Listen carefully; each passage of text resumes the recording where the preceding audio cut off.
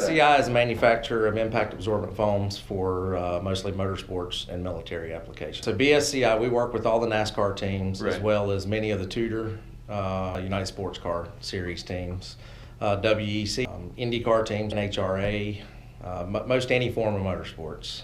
The seat inserts themselves are going to offer much more body support as opposed to just the standard cushions that come in the seats, because the foam itself is molded directly to the driver's body. It's a safer alternative because containment, number one, it keeps the body from moving during an accident.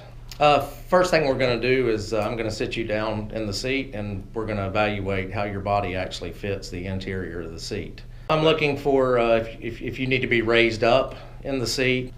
Then we're going to take the sheets of foam that are provided in the kit, and once we've determined where your location needs to be in the seat, we're going to trim those pieces of foam so that they fit down the back, underneath, as well as on the sides of the legs. The thicknesses will be determined during the evaluation process to see where you actually need to be within the seat.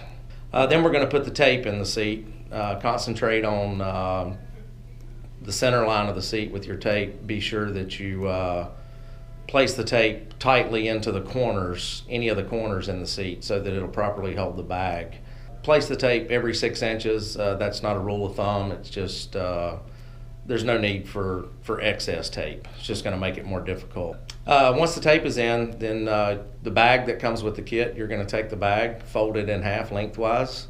You're going to remove your first piece of tape, normally out at the front of the legs of the seat. Place the bag on the tape, the center line of the bag, fold it in half on the center line of the tape. And from there, you're going to go back to your next piece of tape, place the center line of the bag there, peel your tape that goes up the back of the seat through the center, and run the center line of the bag up to the top of the seat.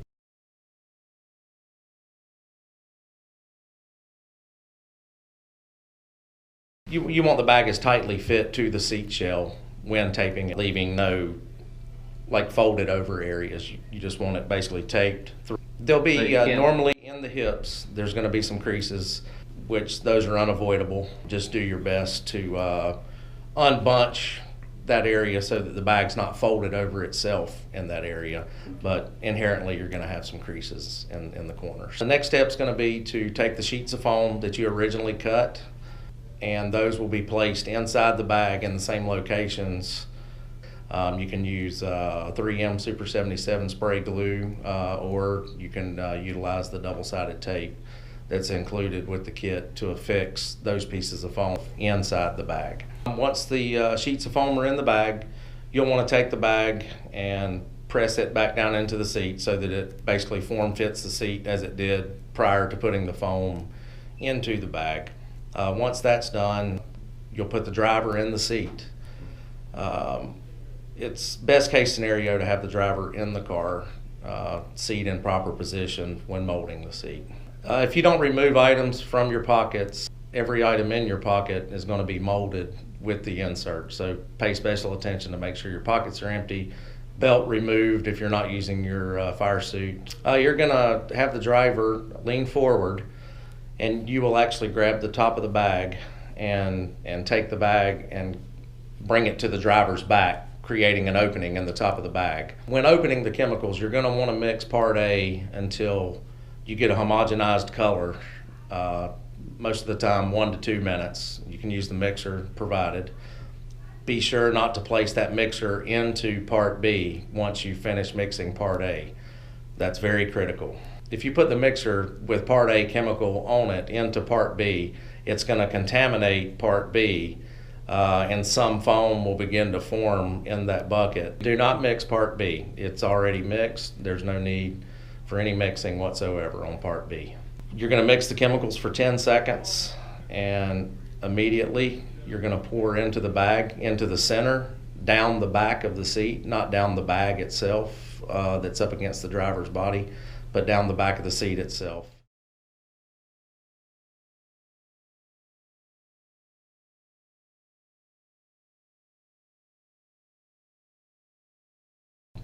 Then once you've done that, take the bag, place it back up against the seat, have the driver sit back. If there is a need for the chemical to go to the front of the seat, then you're going to want to have the driver raise himself up so that the liquid can go underneath him and make it to the front of the seat. Once you've poured the foam, if you do need it to go to the front, you'll see the foam start to come up the ribs of the seat.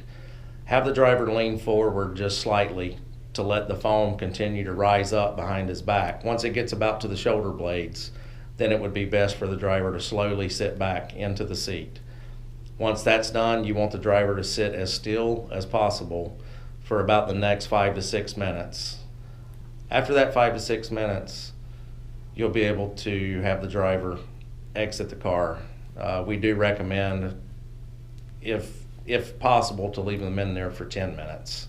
Leave the insert in the seat for a minimum of 10 minutes. It would be suggested to remove the seat within 20 minutes of pouring the insert, because this makes it much easier to trim with the provided knife that comes with the kit. The foam's easier to trim while it's hot, but much nicer to sand once it's cured out. After the 10 to 20 minutes, basically very carefully pull the bag loose from the tape on the interior of the seat, and the insert will come directly out of the seat. It will have some flexibility to it as well. Once the seat insert is taken out of the seat, it's now time to remove the bag. Pay special attention to where the bag may be folded into the foam itself. When peeling the bag off, slowly peel in those areas and pay special attention to the direction that the bag is creased. If you do end up pulling a piece out, it can be easily glued back in. However, just to avoid another step in the process, it's best to be careful. Once the bag is removed, I would suggest placing the insert back into the seat, marking your seatbelt holes, any other areas around the perimeter of the seat. Always go on the safe side of not cutting too much on the initial cutting. You can always go back and remove more, but it's much more difficult to replace foam. So just pay special attention on the first cut, especially when removing foam from the interior of the seat on the driver's body. Go very minimal amounts at a time until you creep up to that finish point. Once you feel like your trimming is complete, we're going to put the insert back in the seat, have the driver sit in. It's best to have the driver sit in 5 to 10 minutes to see if he notices any sharp points, any areas of pressure, anything like that.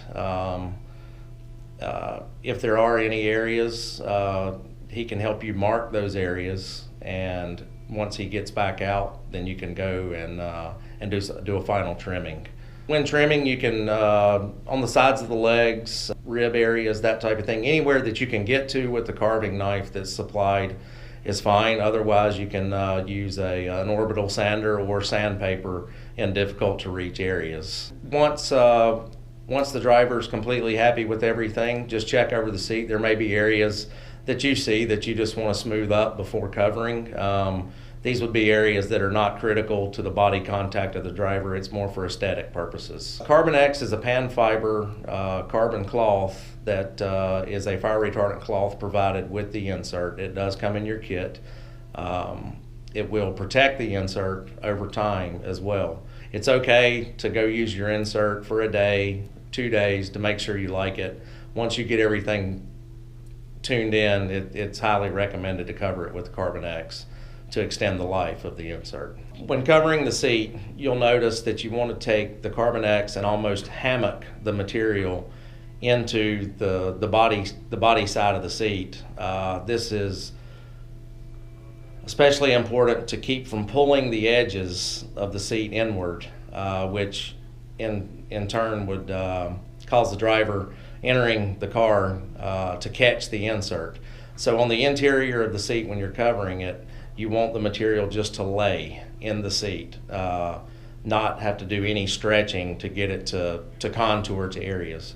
Keep in mind that the 3M Super 77 glue that you're using is not a permanent set type glue, so if there are any wrinkles, you can actually lift the material back up, remove the wrinkle, and stick it back down without actually having to spray more glue.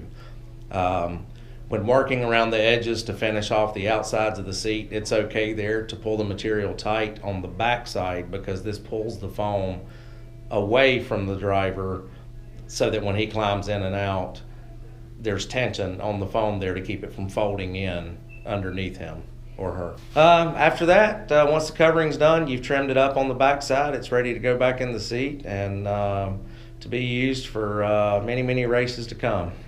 With good care of the insert when taking it in and out of the seat, it can last for many years. So just be sure, whoever's removing your seat insert from the car, that they take special care, because you don't want to have to do it all over again, basically.